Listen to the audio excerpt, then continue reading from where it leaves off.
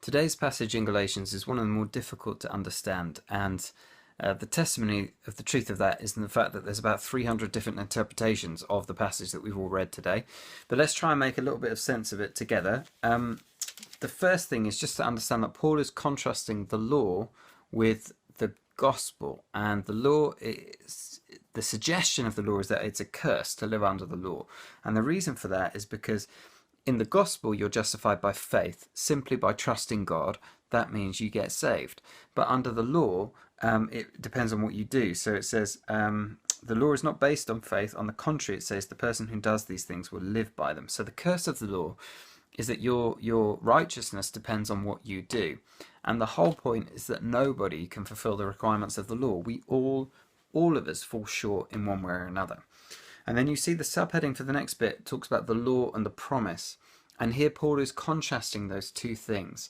And the reason the law is bad is because what the law is basically it's an agreement between two parties. The first party and the second party. The first party, let's say God says, okay, you follow these laws.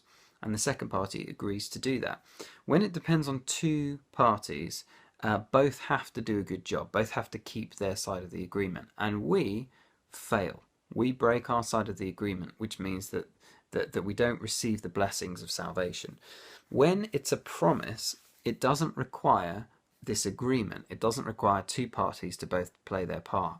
If it's a promise, only one party needs to make the promise and then fulfill the promise. So you and I can make an agreement, and that means both of us have a responsibility there. But if I just make a promise to you and you are a total idiot and you're not very nice to me and all of that stuff, it doesn't matter, because if I've made the promise, it ultimately depends on whether I'm going to follow through on that promise. And the whole point of the gospel of grace is that God has made a promise, and so it just depends on him. It does not depend on our actions. It does not depend on what we do. God promised Abraham an inheritance, and he promises us salvation, and all we do is we receive it. And then Paul says, well, why then? What is the point of the law? And here, again, there's some different interpretations, but probably one of the most obvious ones is he seems to be saying the law basically shows everybody that we can't achieve salvation through our own efforts.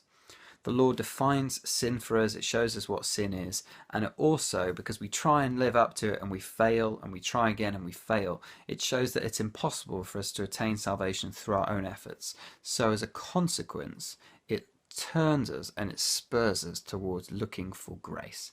It helps us come to the end of ourself, and when we do that, we'll be much more open to the message of grace. That seems to be, for Paul, what he's saying here.